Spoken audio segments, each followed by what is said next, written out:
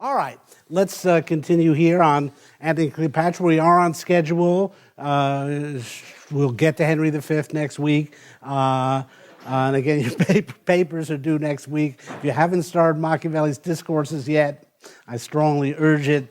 Don't want everybody to write on chapter 1. Okay, now just to stand back for a minute, what we're doing here, just think about Coriolanus and Antony and Cleopatra for a minute.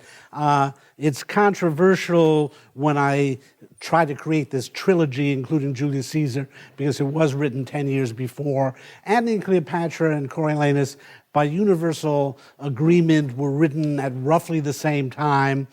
And what I can simply say is if Shakespeare had set out to contrast the Roman Republic and the Roman Empire, he couldn't have chosen two time periods to do it more strongly. And it really is quite remarkable if you pause for a minute and think about these two plays. They are two great plays, but if we didn't know they were written by Shakespeare, we might be tempted to say they were written by two different playwrights. Two very great playwrights, but two very different playwrights. The playwright who wrote Coriolanus is a classical dramatist working, it seems, on Roman, perhaps Greek models. It's an intensely focused play with an extremely tight dramatic logic. Event follows upon an event relentlessly. There are no big flights of poetry.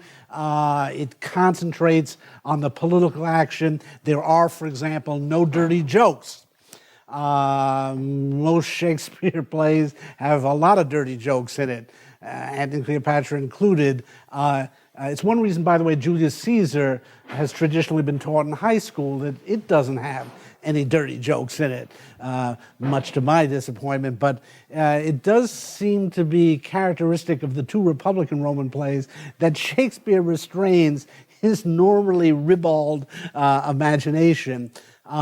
And then when you turn to Antony and Cleopatra, it is in all these respects different. It seems a wildly experimental play, a very unlinear plot. It cuts back and forth the way a movie would between scenes on different sides of the Mediterranean. It has these grand flights of lyrical poetry, moments when dialogue seems to break down and characters enter a world of their private dreams. Antony's vision of the clouds, Cleopatra's dream of Antony, moments when the dialogue is no longer dialogue, starts to become monologue or even soliloquy, despite the fact that the character is speaking to someone else on the stage. It's as if it opens up on vistas of eternity and presents us with visions of new heavens, new earth. And again, it seems like two different dramatists. Both in the poetic texture, play again, Coriolanus being so rhetorical, and Cleopatra having all these lyrical moments. And yet, of course, it is Shakespeare. One man wrote these plays. There's no one else great enough to write either of them. And what I'm suggesting is this was deliberate. This is the way Shakespeare portrays the contrast between the Republic and the Empire. The Republic was a world of austerity. It was a world focused on politics. It was a world of intense purpose. In that focus on politics, the relentlessness of the plot follows from that. Antony and Cleopatra is a world that's opened up to new horizons. The erotic has become unleashed in the play with a terrible new force. Hence, no dirty jokes in Coriolanus, lots of dirty jokes in Antony and Cleopatra. Where were you on inches? Not in my husband's nose. Ha, ha, ha. And all these jokes and puns about dying and so on. And then, it's not as if one day Shakespeare was in a puritanical mood and wrote Coriolanus, and another day he got a little drunk and wrote Antony and Cleopatra. No, it shows his absolute command of all the dramatic and poetic resources and his ability to suit them to portray these different worlds. And again, I think if you look at how different the plays are, you can see how they're meant to work together in this project of contrasting the Republic and the Empire. So the view of the Empire in Antony and Cleopatra is rather negative, almost surprisingly so, though I hasten to add in strictly political terms. That is, Shakespeare does not give any impression that this is the beginning of something glorious here as the empire starts to take shape. In fact, he deliberately continues the mood with which he ended Julius Caesar, that the sun is setting on Rome. Now again, the empire was nothing to sneeze at. It itself lasted almost as long as the Republic, another 400 years, and if you see the Byzantine Empire as the continuation of it, another 1,500 years almost. And the empire had many great achievements. It did continue to conquer territories up through the Emperor Trajan, so in that 1st century AD. But Shakespeare doesn't give us any hint of that. In fact, this play has a strong sense of an ending to it, and it is the final ending of the Republic. Just a few examples.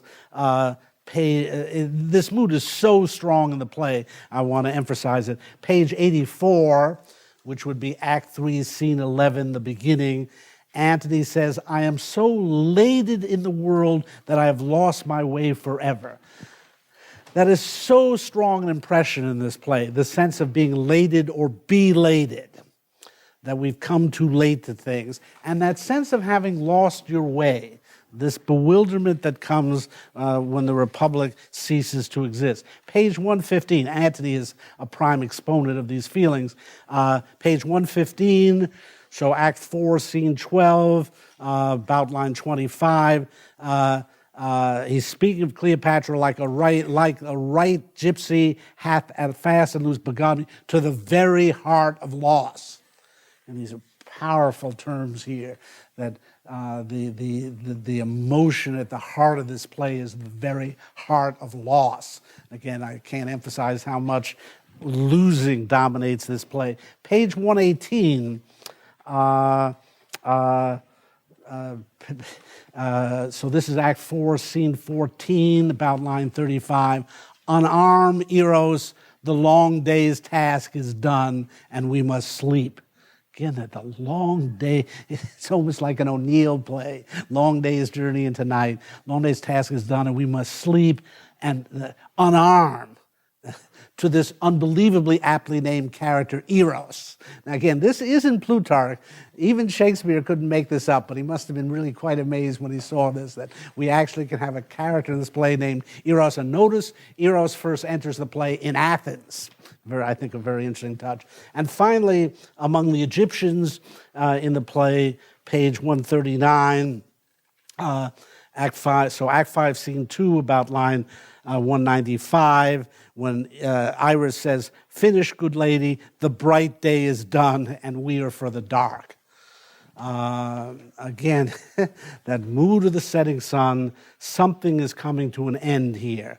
And indeed, Shakespeare gives a very negative view of imperial politics. It is now indistinguishable from crime. We saw last time in the scene between Minos and Pompey, that this imperial regime has shut down those manifold routes to political advancement that characterize the Republic. And now it seems the only way to become emperor is to kill the current emperor or emperors in this case. And that was so true of Roman imperial politics. It is interesting that Shakespeare seems to set up the two archetypes of Roman emperors in this one play. That is, the emperors seem to vary between the Octavius Augustus model and the Mark Antony model. By that I mean the good emperors tended to be like Octavius, who became Augustus Caesar, that is, efficient administrators. Men who could control their own passions, maybe didn't have strong passions, and who ran a good empire, more or less for the good of the people, but not in a colorful or exciting or heroic way. And again, there were when we talk about the good emperors like Trajan or Hadrian or Marcus Aurelius, they tend to be what we would call good administrators, but somewhat cold emotionally. Antony, as much as we may admire him, is more the model for the Caligula Nero types, the tyrannical Roman emperors, the ones who had great passions, who indulged their desires in every form. These are the way we picture Roman emperors with their great banquets and orgies. That's the Mark Antony role. It's a curious fact. Plutarch ends his biography of Mark Antony by pointing out that Nero was a direct descendant of Mark Antony, and I believe perhaps Caligula as well. It's almost as if Plutarch is trying to make this point there. That Antony's indulgence, his playing the role, as we'll see in a little while, of the god king for his people, that's the crazy side of Roman emperors. And it's as if Shakespeare understands, here it is, the pattern's already being established. That the old nobility of Rome is gone. That's what people said at the end of Julius Caesar, as Cassius died, as Brutus died. And really that prophecy is fulfilled here. We're now either going to have efficient administrators like Octavius, or these tyrannical, self-indulgent would-be gods like Antony here. We definitely see a diminution of politics in the play. It's something that Antony keeps pointing out about Octavius. If you look at page 85, this is Act 3, Scene 11, about line 35. Antony's continuing reproach against Octavius. Yes, my lord, yes. He at Philippi kept his sword even like a dancer, while I struck the lean and wrinkled Brutus, and 'twas I that the mad, lean and wrinkled Cassius, and 'twas I that the mad Brutus ended. By the way, Antony's rewriting history here. As we know, Brutus and Cassius killed themselves, but here Antony's taking credit for it. He alone dealt on lieutenantry, and no practice had in the brave squares of war. Your note is wrong here when it glosses that dealt on lieutenantry as told his subordinates how to fight. No, what it says is he relied on his lieutenants. He relied on his subordinates. Ventidius has already told us that in Act 3, Scene 1. That's why I'm pretty confident in rereading that line. It is basically Antony's criticism of Octavius that he doesn't win battles like a noble Roman. I single-handedly defeated Brutus and Cassius, but Octavius just stays on the sidelines. This is repeated and emphasized on page 90. So Act 3, Scene 13, about line 22, where again Antony bitterly says, so page 90, Act 3, Scene 13, line 22, his coins, ships, legions may be a coward's, whose ministers would prevail under the service of a child as soon as in the command of Caesar. I dare him, therefore, to lay his gay comparisons apart and answer be declined, sword against sword, ourselves alone. Very interesting passage. Here you see that in the empire, even the emperor is no longer active. In a curious way, even the emperor has a passive role. Again, the main point about the empire is instead of having citizens, you now have subjects. In the light of the all-powerful emperor, all the other people in Rome are reduced to mere subjects and passive. But here the sense is that even the emperor is not active. He is part of a machine. What wins now, this is Antony's great frustration. What wins now is not a single hero like Coriolanus. Remember, in Coriolanus, the point was he wins battles single-handedly. But now his coin, ships, legions. That's what makes a man prevail in the imperial world now. The finances, that's really key. Plutarch makes that clear. It's the guy who has the biggest navy and the biggest army who wins, no matter what he is himself. He may be a coward. Indeed, he could just be a little child now, because the system prevails. Indeed, it is extraordinary, the military system that the Republic created. It basically ran for another 5 centuries before Rome finally had to surrender to the barbarians. And again, if you see it as transported to the East in Byzantium, it ran for another 15 centuries. And so what Antony would like to do is go back to the heroic world of Coriolanus. Let's settle this by single combat.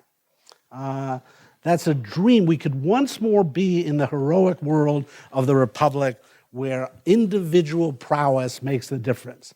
Everything turned on the virtue, and remember where valor is the chiefest virtue, in the Republic, everything turned on whether you were a great soldier or not. And of course, as Enobarbus understands, Octavius is going to turn down this challenge. Why take chances? Why play the gladiator? Indeed, it's one of the strongest senses we get of this world, how anachronistic, how archaic this challenge to single combat feels. In this play. We have left the world. Indeed, in a very eerie scene on page 102, we see the god Hercules leave. This is Act 4, Scene 3.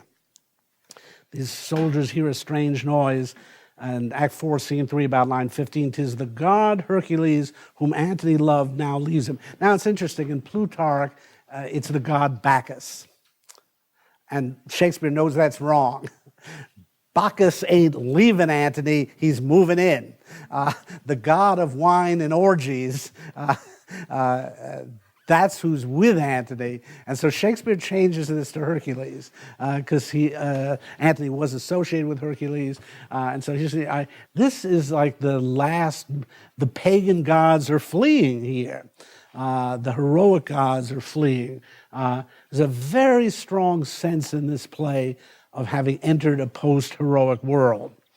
There's this very strong sense of belatedness. It comes up even in sexual terms in Antony's attitude towards Cleopatra. This is page 94. Stale meat. Act 3, Scene 13, line 115 or so. Antony to Cleopatra, "I found you as a morsel cold upon dead Caesar's trencher. Nay, you were a fragment of Gnaeus Pompey's, besides what hot hours unregistered and vulgar fame you have luxuriously picked out." It's a very ugly thing to be saying here, but it's Antony's sense of being a third comer here, being a late comer to romance.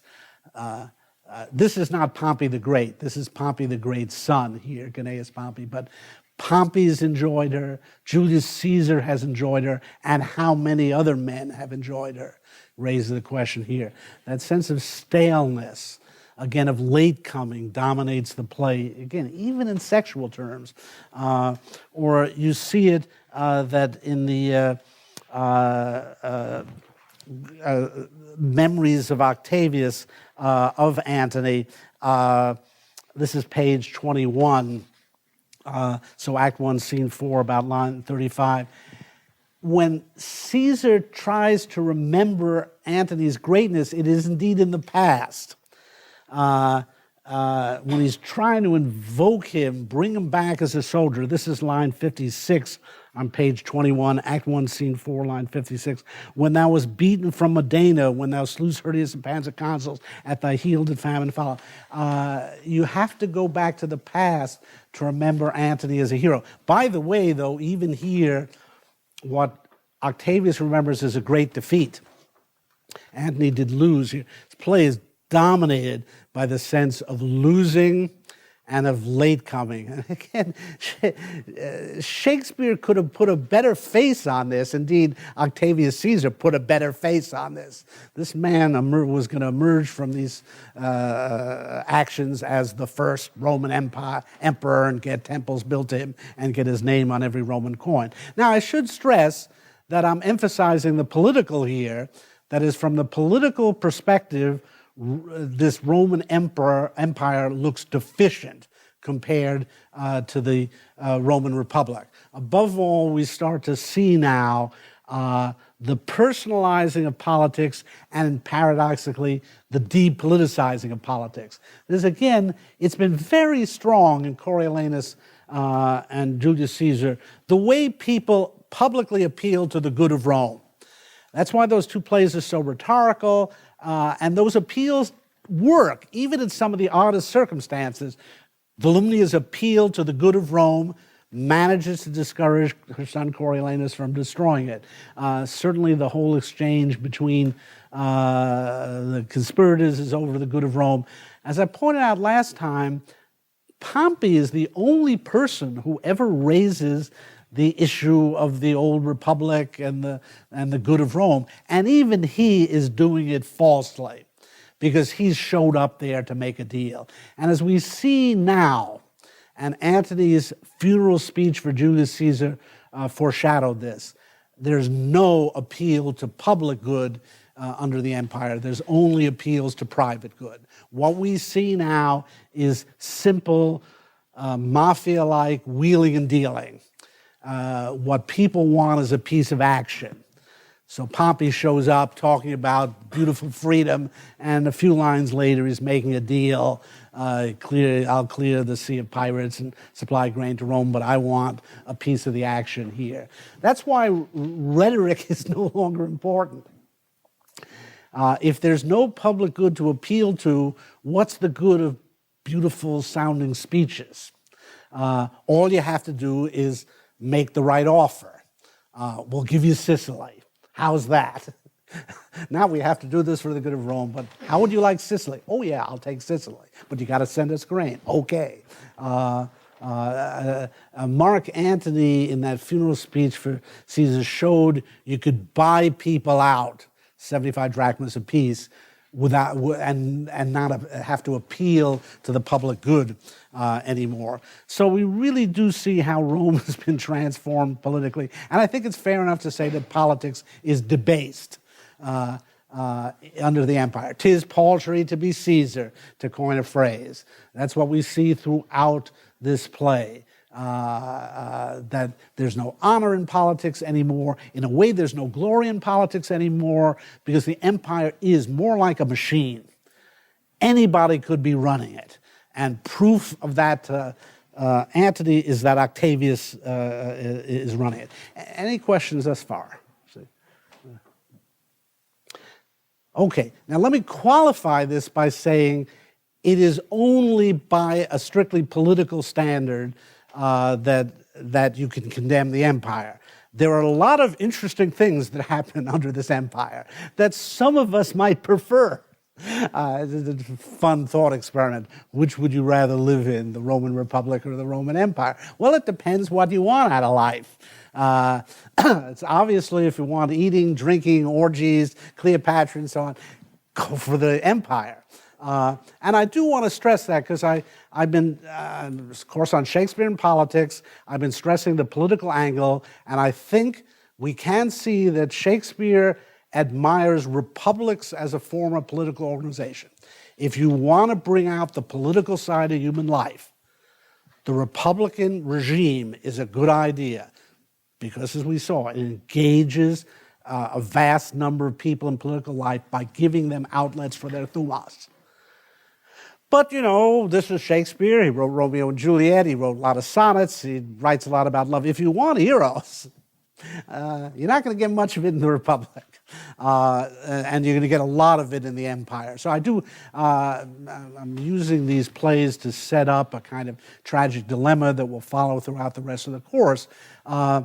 If you accept Hegel's theory of tragedy, that it's a conflict of two goods, Hegel really points to the fundamental incompatibility of many of the things we want in life, and that in a very basic sense, tragedy teaches us we can't have it all. And there are trade-offs. And I think that's at the heart of Shakespeare's understanding of Rome here. If you want the full political life, if you want to develop the thumotic side of human beings, you're going to have to lose something. You're going to have to cut them off from certain aspects of life. And by the same token, if you're going to encourage eros, if you're going to make life revolve around love, it's unlikely you're going to have a strong commitment to the military and the political. That's in a way the fundamental tragic choice that these plays articulate. And it's why it's important to see that they emphasize different aspects of life.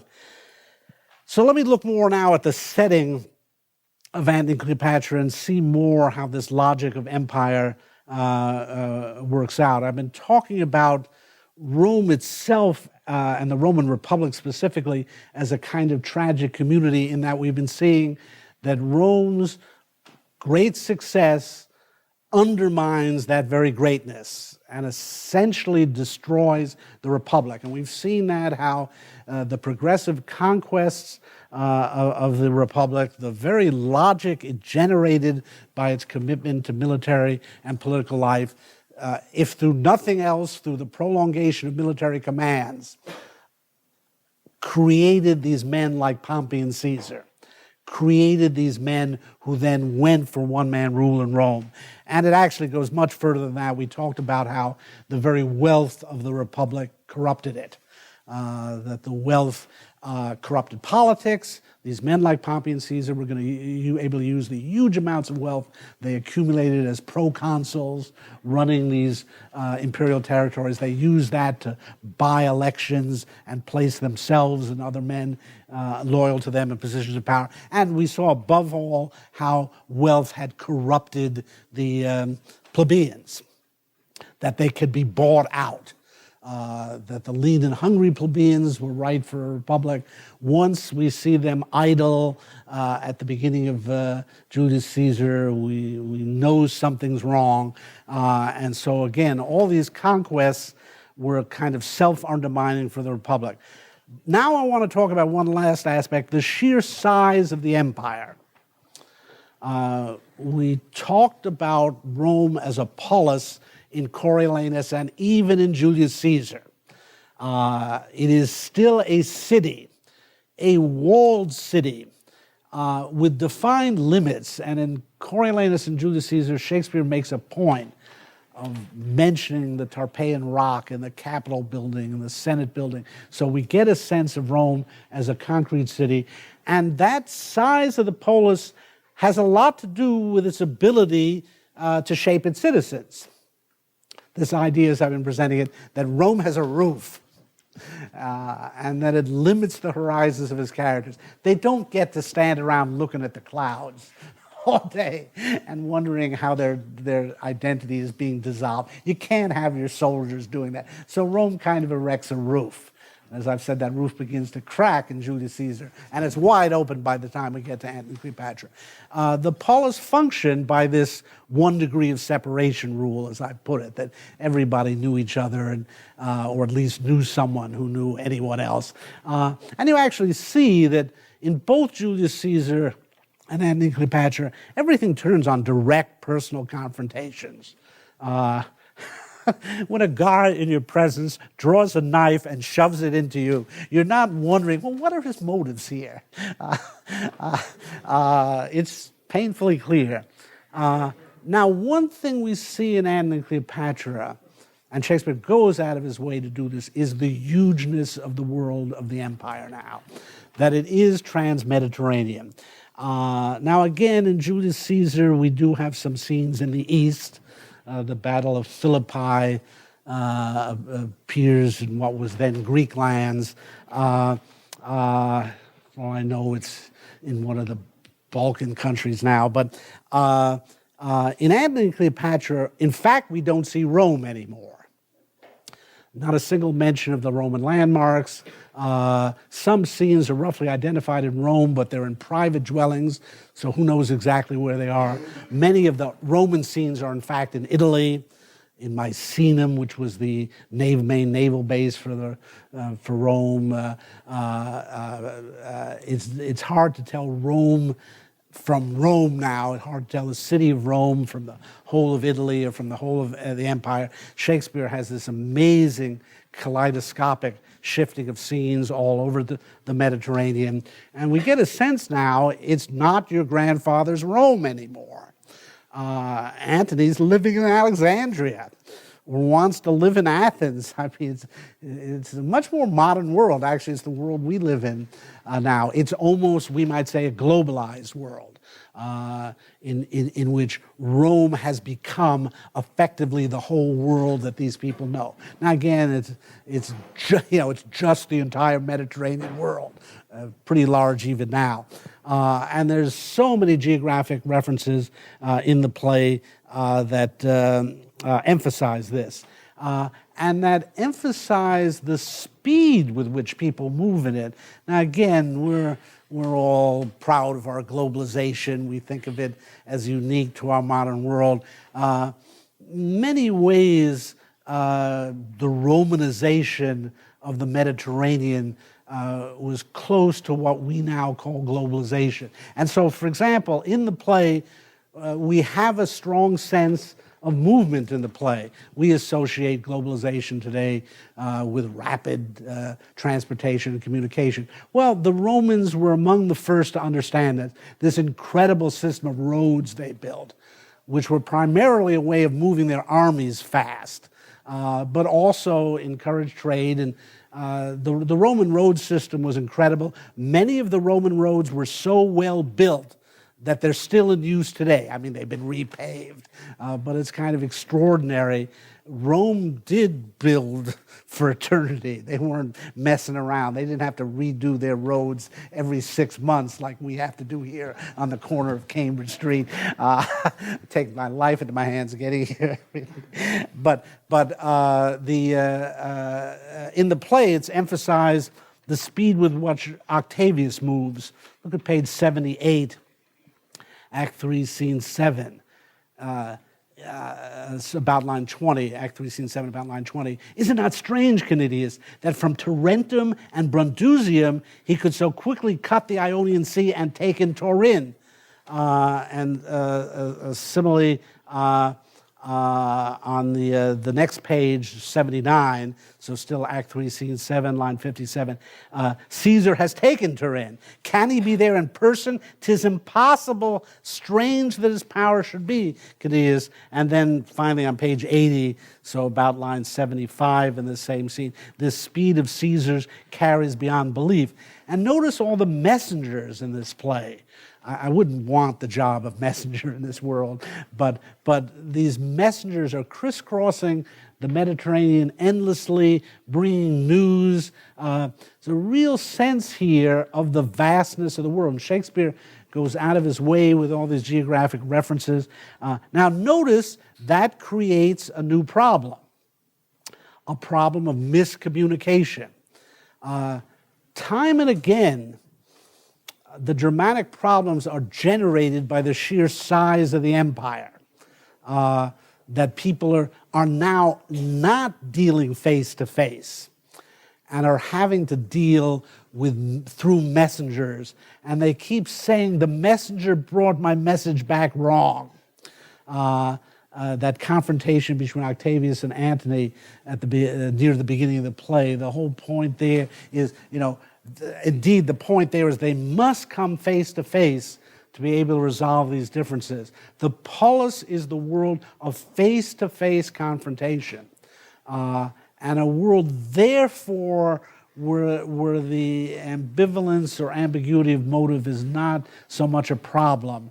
This is a world that's characterized precisely by the distance among the main characters and their repeated inability to deal with each other face to face, and their repeated inability to fathom their intentions as a result.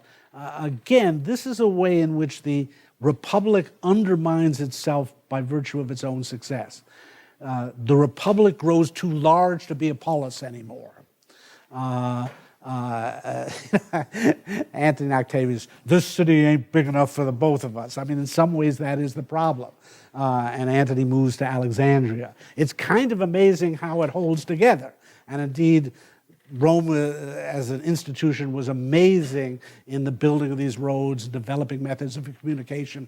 Again, many of the things that we think of as uniquely modern. But as far as I can tell, mail delivery is better in ancient Rome than it is in this city today.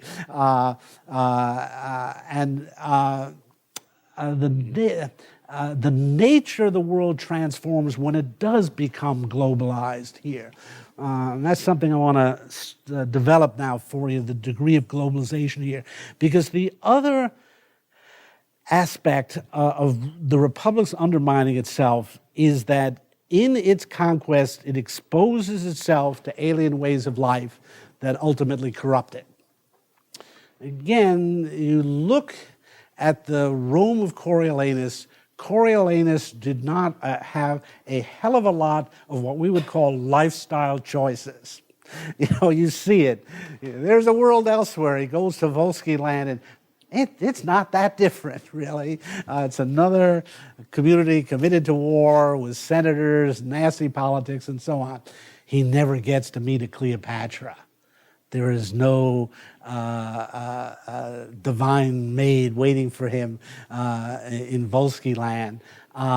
And it's again a thought experiment, but I'd like to stage it someday by having a production where the same actor played Coriolanus and Mark Antony. Really, what would have Coriolanus been like if he had met a Cleopatra? The answer is he wasn't going to at that stage of the Republic. But in Antony's case, I mean, there are real questions. He says, would I have never met her? Suggests maybe this wouldn't happen if I've met her. But as I told you already in Julius Caesar, he's a party animal, and he's reveling late at night. And again, I think that's because of a certain absence in his life. I certainly don't want to diminish Cleopatra's presence. She's infinite variety. We'll talk about her in a minute. But there is a sense that something lacking in Antony's life makes him more susceptible to her charms. And that's characteristic of what's happened to Rome as a whole here, that it's suddenly open to new choices because it's been exposed to new ways of life. This is a world in which people have lost their sense of purpose. If you look at page 55, the opening of Act 2, Scene 7, the very first lines in Act 2, Scene 7, here there'll be man, some of their plants are ill-rooted already. The least wind in the world will blow them down. The characters in Coriolanus were profoundly rooted in Rome. It took a lot of force to uproot them from that narrow horizon, tight-knit polis. So much so that Coriolanus discovers his roots are really in Rome, even when he tries to become a traitor to it. But here there's this sense of ill-rooted, and look at the bottom of page 57. So still Act 2, Scene 7, about line 61. These quicksands, Lepidus, keep off them for you sink. This is a world of quicksands, of ill-rootedness, where everyone's at sea. Bottom of page 55, I wish I understood these lines.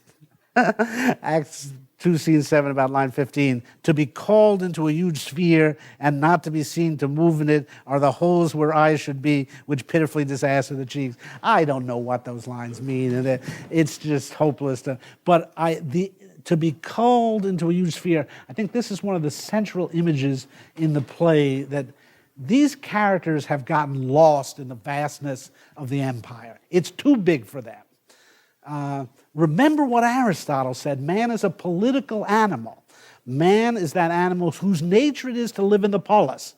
Not in the United States, not in Russia, not in France, not in one of these huge overblown nation states, but in a nice, rooted, good-sized, friendly polis. I think Shakespeare is giving us some sense of that the loss of the polis here leaves human beings ill-rooted.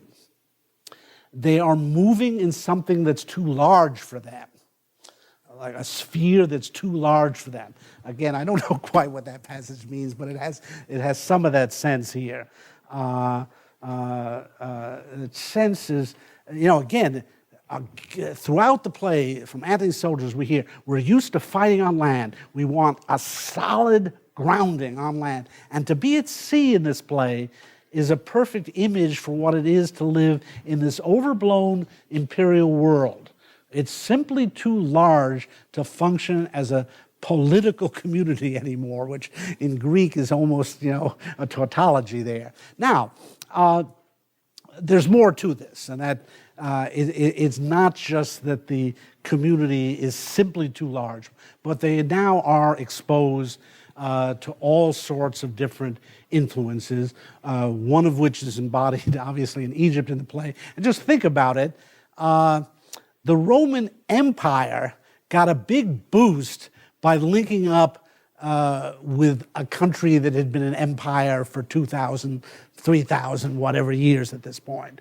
That is, Egypt had pharaohs. It had emperors. It had experience with an imperial way of life. If you want to talk about the quickness of the subjection of Rome to imperial ways of life, it has something to do with the fact that it encounters a great model of that way of life. It might have taken the Romans, much longer to adapt to imperial ways of life if they hadn't had ready-made models to adopt. Now we see this work both ways in the play. I'll talk in a minute about how the Romans become like Egyptians, but let me also talk about how the Egyptians become like Romans, because this really is like modern globalization. It's a two-way street. A lot of people think of globalization today as the Americanization of the globe. And if you go to Istanbul and see a McDonald's there, you know what I'm talking about. It kind of spoils people's travels now. You go to someplace exotic and there's a McDonald's or a KFC or whatever. But anyway, but remember, this country has become exceedingly globalized in the process as well. And I always use The Simpsons as an example. It's supposed to be set in this little American small town, Springfield, and yet the guy who runs the convenience store is named Apu Nahasapima Pedalan. Lisa's a Buddhist. They got a Spanish language channel on TV. I mean, if you want to see globalization in America, you just have to watch The Simpsons, as I do, every Sunday night. So here, we see Romanization as a two-way street. So, for example, on page 127, this is Act 4, Scene 15, line 86 or so, Act 4, Scene 15, line 86. When Cleopatra thinks of burying Antony, it's let's do it after the high Roman fashion. So here's these Romans, these Egyptians doing things after a high Roman fashion, or just the issue of religion. I've talked a lot about religion in these plays, and Shakespeare's pretty careful about it. And what is surprising in this play is the Romanization of Egyptian religion. So, for example, page 24, Act 1, Scene 5, about line 18, the eunuch Mardian says, "Yet have I fierce affections and think what Venus did with Mars." Not what Isis did with Osiris, but what Venus did with Mars. And I don't think this is a slip on Shakespeare's part. It's a pattern in the play. You see it on page 48 with Cleopatra. This is Act 2, Scene 5, about line 110. About line 115, let him go, forever go, let him not. Charmian, though he be painted one way like a Gorgon, the other way's a Mars. Or towards the end of the play, page 125, again, Cleopatra saying, this is Act 4, Scene 15, about line 35, had I great Juno's power, the strong-winged Mercury should fetch thee up and set thee by Jove's side. So even Egypt, with its strong religious traditions, is being infiltrated by Roman religion here. The Egyptians are speaking of the Roman gods.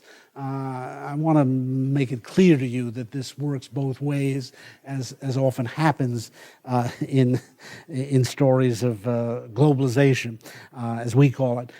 Now, obviously, the more important thing is the Egyptianizing of Rome in the play, because that's where I come to my point again, where Rome is subverted by the very forces it seemed to be conquering.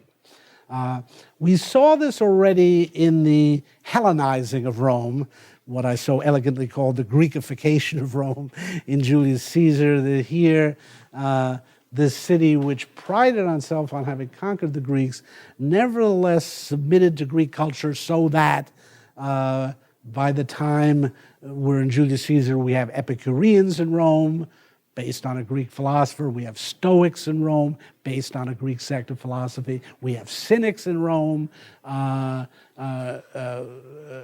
We have Romans speaking in Greek, much to the bafflement of Casca.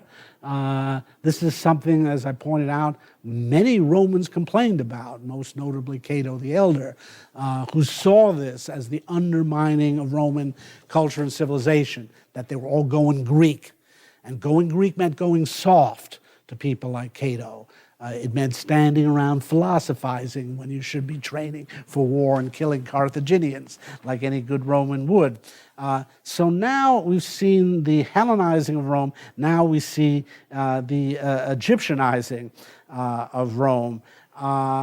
Part of it is kind of a sheer tourist reaction. I love the fact that the play shows us a kind of basic tourist-like curiosity that people who haven't seen Egypt want to hear about the pyramids and hear about the crocodiles. And the people who have been to Egypt pride themselves on this knowledge and kind of show it off in Rome. And of course, Cleopatra is the greatest tourist attraction on the Nile, and everybody wants to hear about her. But page 56, this whole banquet scene, Act 2, Scene 7, is the great scene of the Egyptianizing of Rome, and we hear Antony sounding like a guidebook. Top of page 56, Act 2, Scene 7, about line 18. Thus they do, sir, they take the flow of the Nile by certain scales of the pyramid. They know by the height, the lowness of the mean. If dearth or poison follow, the higher Nile it swells, the more it promises. As it ebbs, the seedsman upon the slime and ooze scatters grain and surely comes to harvest. I mean, this is the National Geographic channel already circa 30 BC. Here, and then all the talk about the pyramids, and then the wonderful bit about the crocodile on page 57. So Act 2, Scene 7, about line 43. When Lepidus asks, what manner of thing is your crocodile? You must understand they're drunk in this scene, so this contributes to it. And Antony says, it is shaped, sir, like itself, and it is as broad as it hath breadth.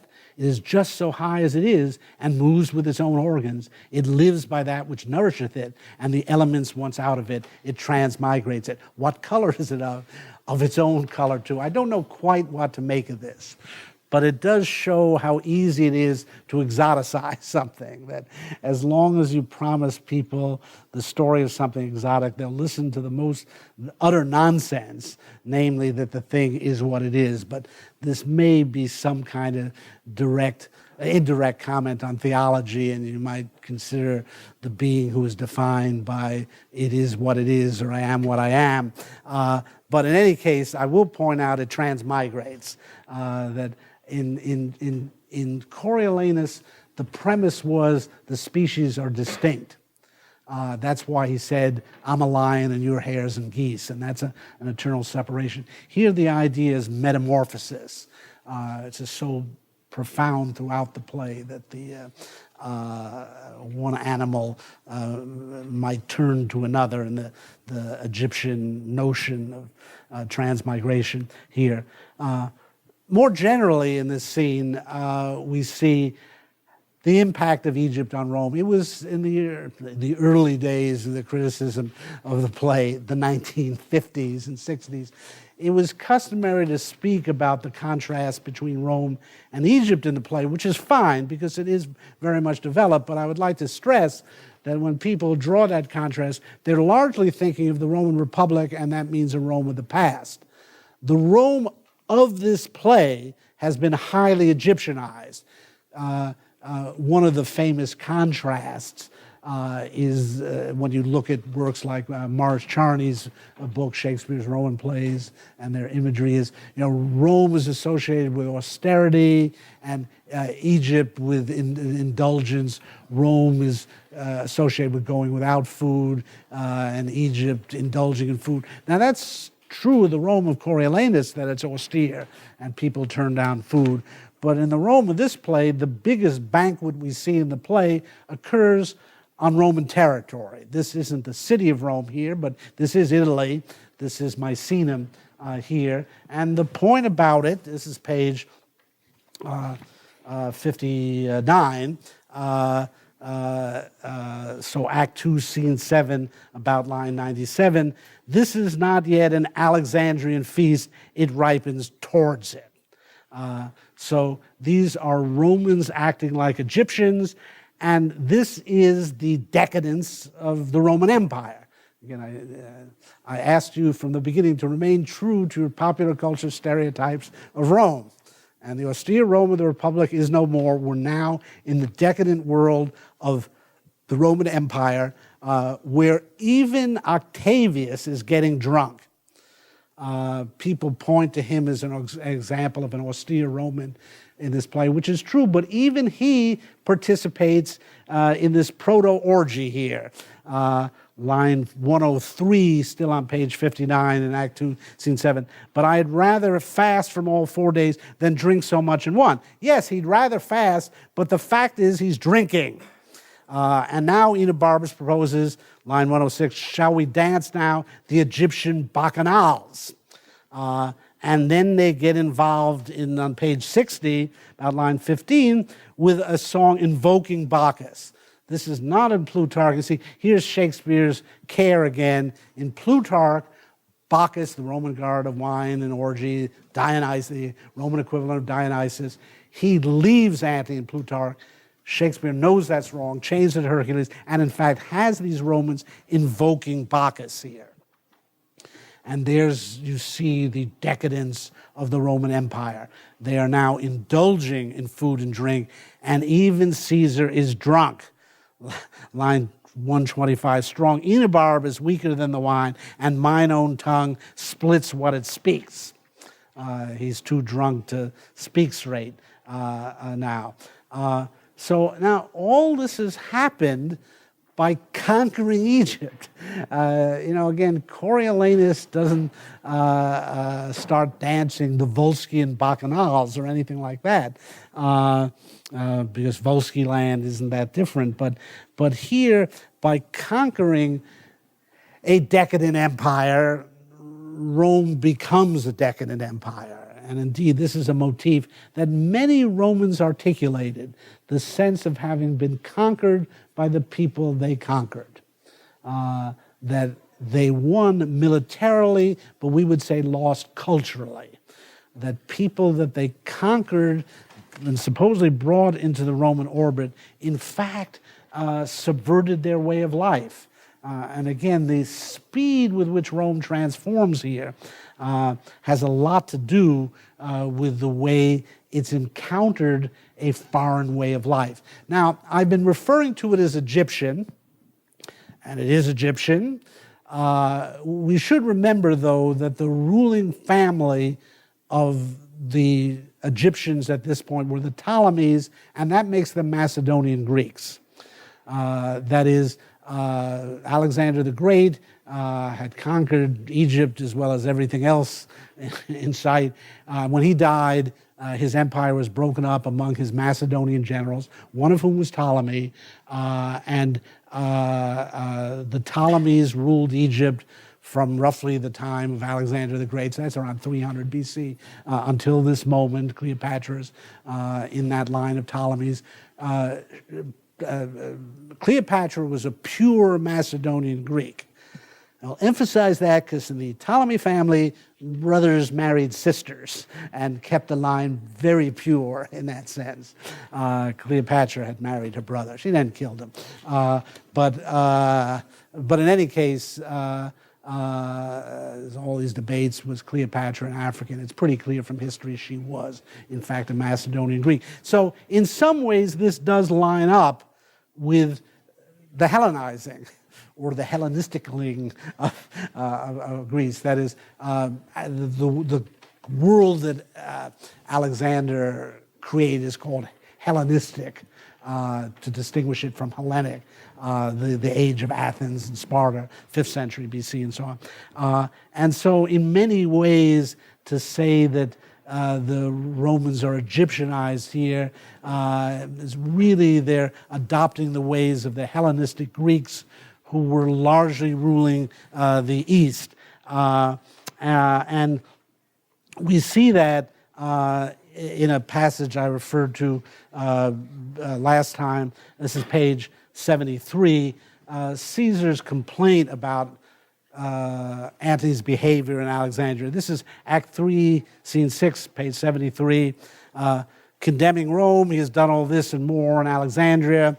Here's the manner of it in the marketplace, on a tribunal silvered. Cleopatra and himself in chairs of gold were publicly enthroned. At the feet sat Caesarion, whom they call my father's son, and all the unlawful issue that their lust since then hath made between them. Unto her he gave the establishment of Egypt, made her of Lower Syria, Cyprus, Lydia absolute queen. Then you'll see, he gave to Alexander, to Ptolemy. She and the habiliments of the goddess Isis that day appeared. Now, here, Antony is adopting the mode of the Hellenistic kings of the East. The Ptolemies were one example. The Ptolemies became pharaohs. They very happily stepped into this established mode in Egypt. They were very happy to become god kings. They pretended to be pharaohs. Interestingly, Cleopatra was the first of the Ptolemies to learn to speak an Egyptian language. Before that, the Ptolemies all spoke Greek. Macedonian Greek at that, but they liked there was this institution of the pharaoh, and it was very convenient to these foreigners trying to rule Egypt to step in that role. And it's fascinating to look at Ptolemaic art and to see how these Macedonian Greeks sometimes represented themselves as Egyptian in Pharaoh's outfits, for example, and sometimes represented themselves as Macedonians. It's one of the reasons there's confusion about Cleopatra's identity, because she is imaged as Egyptian in much of the art as part of this propaganda effort. What I'm getting at here, though, is again my point: how do you learn to be one of these god king emperors? Well, you just adopt an Eastern role here. And indeed, it was one of the ironies of this scene is Octavius is complaining about Antony's behavior here, but in 10 years he's going to be setting himself up as a god, as a Roman god, and putting his image on coins, just the way the Hellenistic kings in the East put themselves on coins. That's why we have some idea what Cleopatra looked like. So again, this is the foretaste of Caligula. This is the foretaste of Nero here, the foretaste of those Roman emperors who were going to go Eastern, go all Eastern. There's a tremendous emphasis in the play on the East.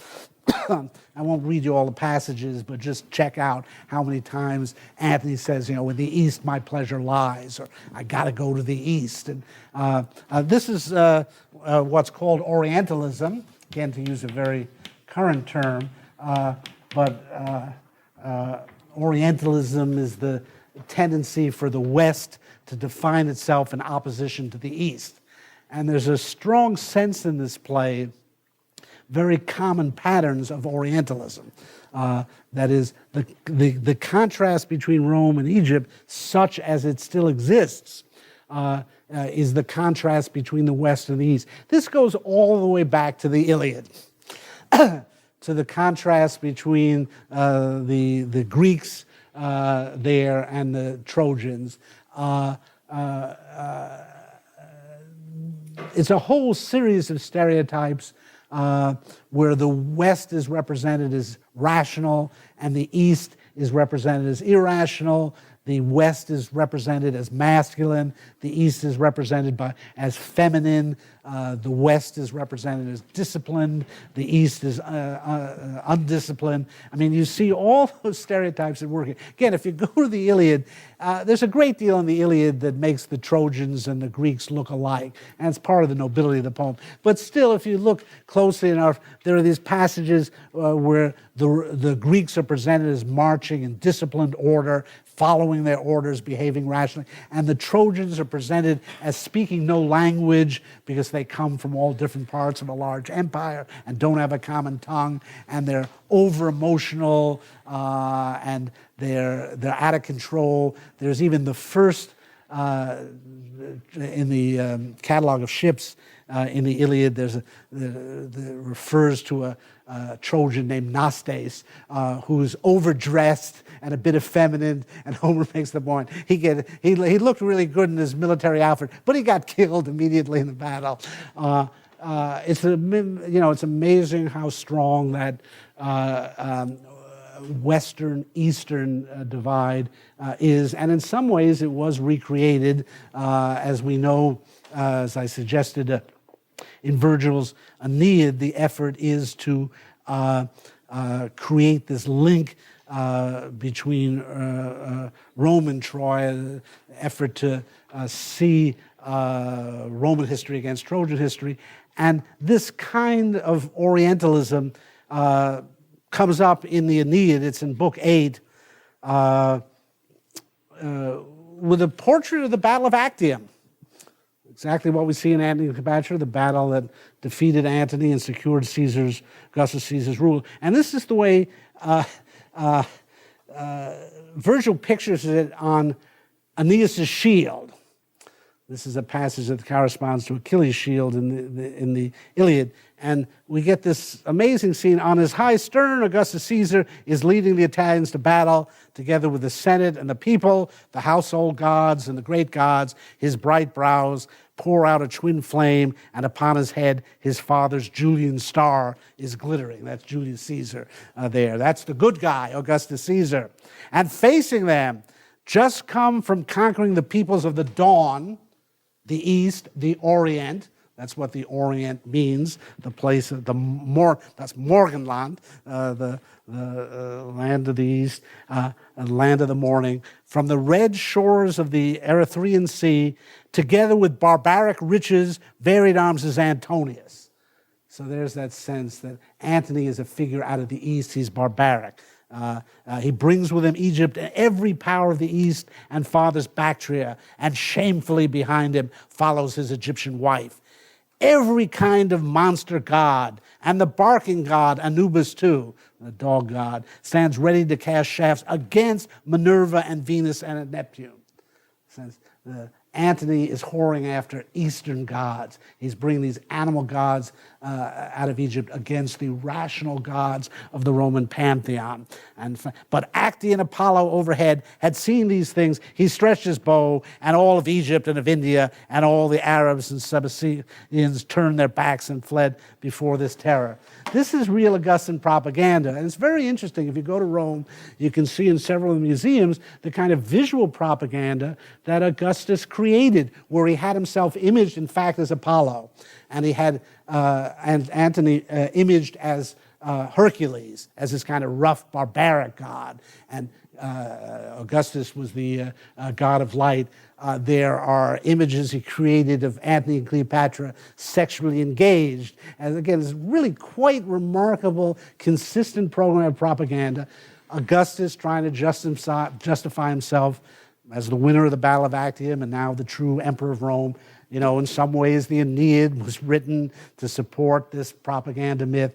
And Shakespeare picks up on that imagery in the play.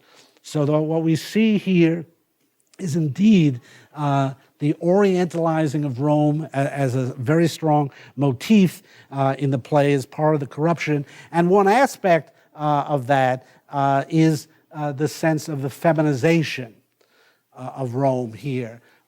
One of the standard patterns of Orientalism. And this persists in Rudyard Kipling and Joseph Conrad and the fiction of the British Empire well into the 20th century, is to associate the East with exotic females. Think of Kurtz's woman in the Congo, or if you know Rudyard Kipling's The Man Who Would Be King, that all turns on the English adventurers, finally one of them wanting to marry a native woman. That scene is very characteristic of British fiction of empire. And here you see it, and especially the exchange of sexual identities between Antony and Cleopatra. Page 19, this is Caesar speaking, Act 1, Scene 4. Antony, line 5 in Act 1, Scene 4. Antony is not more manlike than Cleopatra, nor the queen of Ptolemy more womanly than he. The sense of the subversion of Antony's sexual identity. We see it again on page 44, so Act 2, Scene 5, about line 23, where Cleopatra says of Antony, then put my tires and I drunk him to his bed, then put my tires on him whilst I wore his sword Philippine. You don't have to be a Freudian to see the symbolism there. That he's got Cleopatra's outfit on and she's got his sword. Line 77, page 77, Act 3, Scene 7, about line 12, Enobarbus says to Cleopatra of Antony, he is already traduced for levity, and 'tis said in Rome that Photinus and eunuch and your maids manage this war. Now again, one of the strongest aspects of Orientalism is associating the East with eunuchs.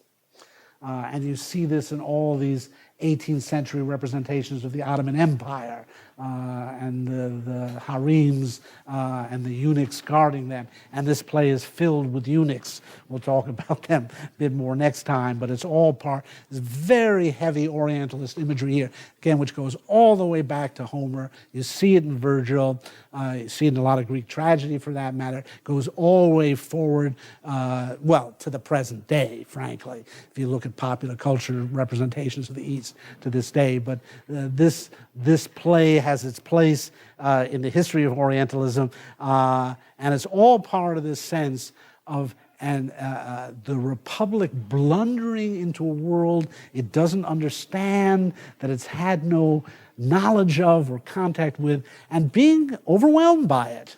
I mean, these Romans are just standing, they are ready for anything Egyptian. There was a huge Egyptomania boom in Rome, starting from Julius Caesar's affair with Cleopatra.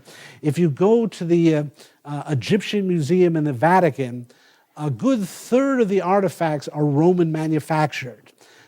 There was a huge market for anything Egyptian. So, of course, they were bringing Egyptian stuff back. They hauled these obelisks back, all these giant obelisks they have in Rome, brought over from Egypt. But they couldn't satisfy the market. So the Romans, being good businessmen, started manufacturing stuff. There's this guy, Cestius, who had himself built a pyramid as his tomb. Cestius's pyramid. It's still there in Rome.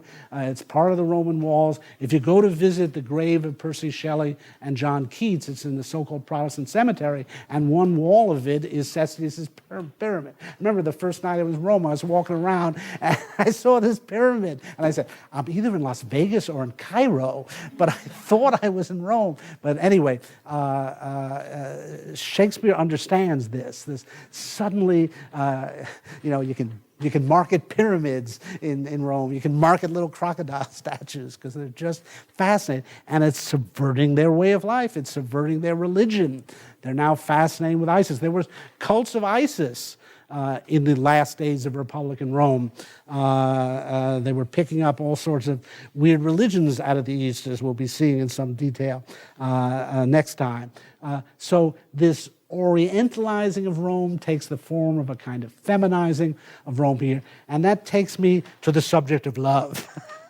Now, this is pretty obvious, but let's put our cards on the table. Something has changed in the relation between men and women in this play compared to Coriolanus and Julius Caesar, and we've kind of seen it coming.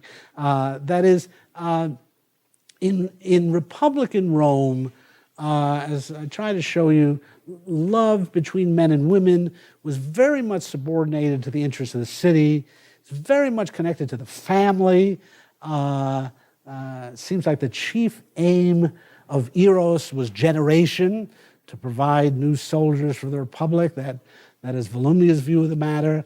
As we saw, it turned out to be lucky for Rome that the family was subordinated to the city, because that ended up being the only way Coriolanus could stay subordinated to Rome. When he'd broken with the city, he could at least be kept subordinate through the influence of his family. But family life is very much embedded in the city in Rome. Hence, it's very much family life. Love is channeled into the family. It's associated with children like darling little Marcius ripping up butterflies. That's a little Roman kid for you. And now, obviously, that's completely changed here with Cleopatra. Cleopatra is not Roman. The love here is quite consciously trans-political. And let's not forget that polis is the root of political. That is, now love is seen as an alternative to the city. It is not associated with marriage anymore. Now, Roman marriage still appears in the play, and that's an interesting fact. We have a kind of Virgilia in this play, and she's called Octavia. That is, if you look at the descriptions of Octavia, look at page 39, for example. This is Act 2, Scene 2, about line 246. Maecenas says, if beauty, wisdom, modesty can settle the heart of Antony, Octavia is a blessed lottery to him. So that is the Roman bride there. Yeah, she's got beauty, yeah, she's got wisdom, but especially she's got modesty. Or page 54, where Enobarbus, this is Act 2, Scene 6, about line 120, Enobarbus says of Octavia, Octavia is of a holy, cold, and still conversation. Well, that's Virgilia. That's my gracious silence, hail. That's the Roman ideal of a wife who doesn't speak up too much, who is subordinate to her husband, will not divert him from his political actions. And, we've got that possibility offered here, that the way Caesar and Antony can be reconciled and learn to depend upon each other is if Antony will marry Caesar's sister, Octavia. And Antony goes along with that, and even makes some gestures as if he loves Octavia and welcomes this development. That's very much a Roman marriage. Notice it is dynastic. It's a very political marriage. It's not that, Antony and Octavia met at some ball and it was love at first sight.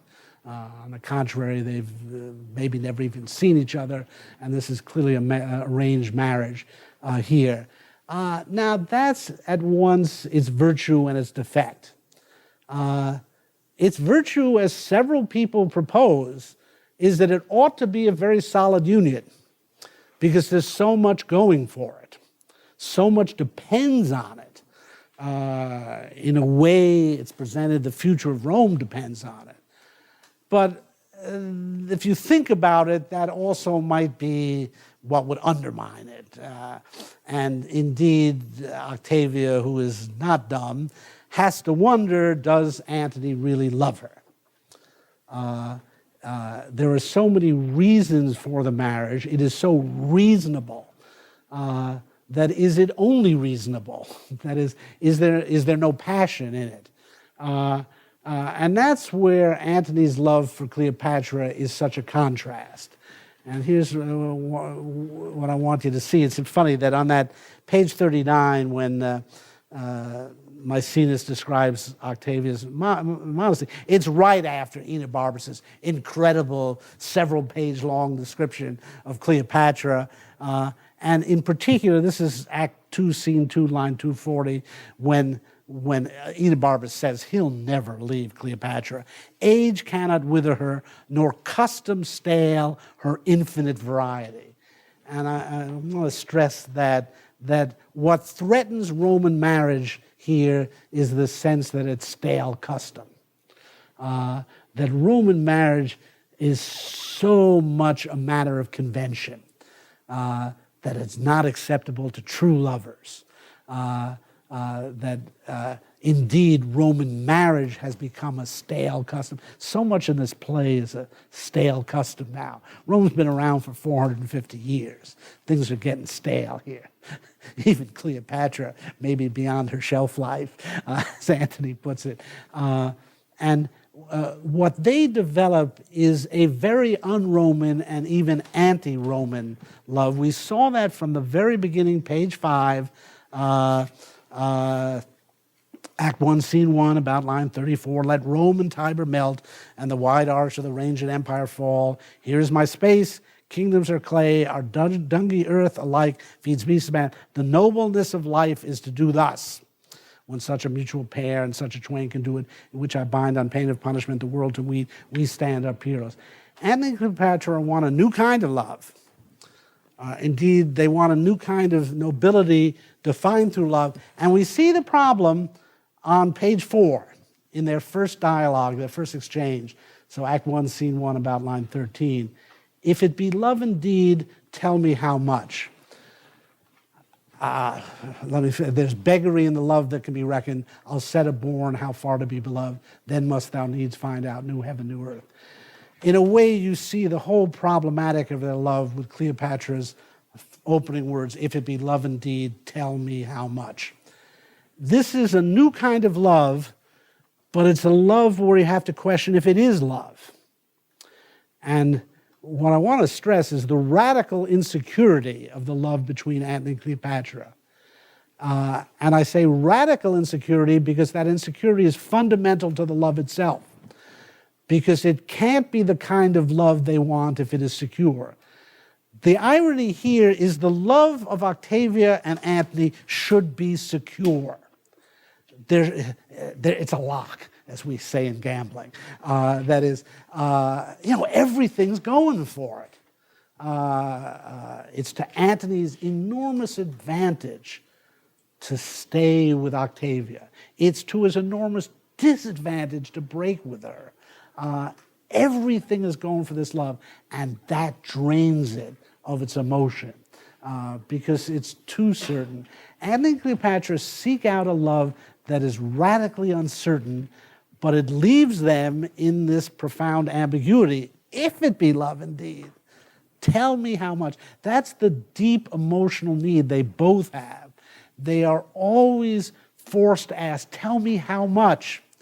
And how much? It's got to be infinite. There's beggary in the love that can be reckoned. I'll set a bourne, how far to be loved. Then must thou needs find out new heaven, new earth. The great quest here is for an infinite love, a non-finite love. Roman Republican love is decidedly finite. Portia discovered she lived in the suburbs of Brutus's life. There was a line drawn there that she couldn't cross. That's what women are told in the Republic, thus far and no further. And there's that strong sense of thresholds. Virgilia, who's not going to leave her home. God help me for even saying these words, but a woman's place is in her home in the Roman Republic. And Cleopatra blows that away. And the idea now is that love should be infinite. Why? Because love is now being offered as the highest value.